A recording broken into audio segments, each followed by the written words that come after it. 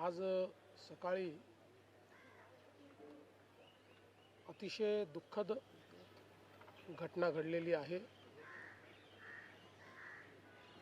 अतिशय अनाकलनीय अशा परिस्थितीमध्ये विमान अपघातामध्ये राज्याचे उपमुख्यमंत्री अजितदादा पवार यांचं दुःखद निधन झाल्याची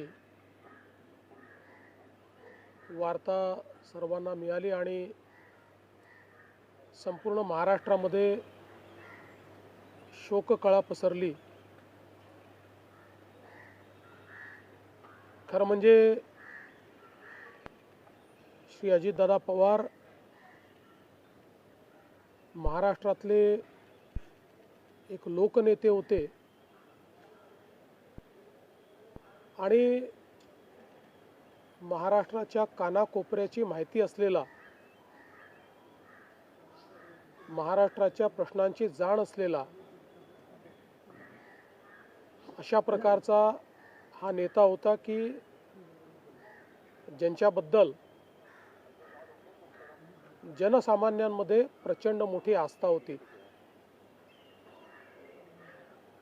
अजितदादा एक अतिशय संघर्षशील अशा प्रकारचं नेतृत्व होतं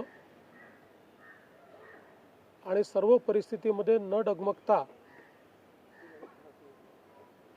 पुढे जाणारं अशा प्रकारचं व्यक्तिमत्व होतं। महाराष्ट्राकरता आजचा दिवस हा अतिशय कठीण दिवस आहे, कारण अशा प्रकारचं नेतृत्व तयार व्हायला अनेक वर्ष लागतात आणि ज्यावेळी महाराष्ट्राच्या विकासामध्ये अतिशय महत्त्वपूर्ण योगदान ते देत होते, अशा काळामध्ये त्यांचं निघून जाणं हे अविश्वसनीय आहे, मनाला चटका लावणारा आहे। माझ्याकरता तर वैयक्तिक एक दमदार आणि दिलदार अशा प्रकारचा मित्र या ठिकाणी सोडून गेलेला आहे। त्यांच्या कुटुंबावर देखील हा प्रचंड मोठा आघात आहे।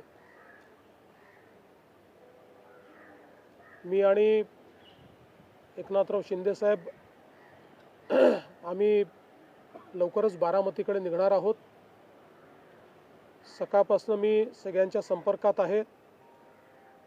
माननीय प्रधानमंत्री महोदय, माननीय गृहमंत्री महोदय सर्वांशी चर्चा करून त्यांनाही घडलेल्या परिस्थितीची सगळी कल्पना मी दिली आहे। त्यांनीही याबद्दल प्रचंड दुःख हे व्यक्त केलेलं आहे। एकूणच देशातच या संपूर्ण प्रकरणामुळे हळहळ पसरलेली आहे। पुढच्या सगळ्या गोष्टी ज्या आहेत त्या परिवाराशी चर्चा करून ठरवण्यात येतील। सकाळी सुप्रियाताईंशी माझं बोलणं झालं, त्यानंतर पार्थ पवारांशी माझं बोलणं झालं।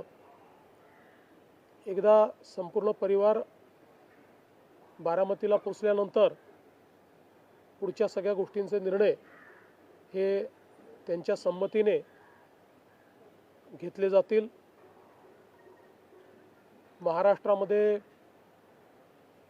आज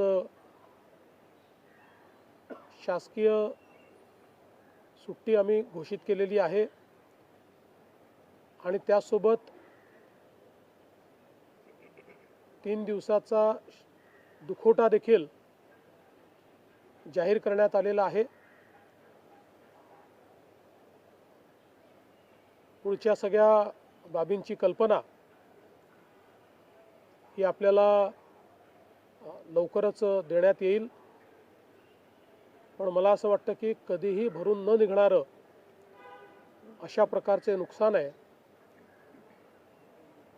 महाराष्ट्रातनं असे लोकनेते गेल्यानंतर जी पोकळी तयार होते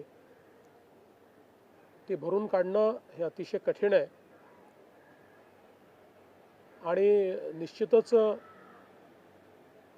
इतक्या सोबत, इतक्या जवळून आणि इतक्या संघर्षाच्या काळात एकत्रित काम केलेलं आहे की त्यातनं खरं तर अशा गोष्टीवर विश्वास ठेवायलाच मन तयार होत नाही. तर पुढच्या ज्या काही गोष्टी जशा ठरतील तसं आपल्याला कळवण्यात येईल.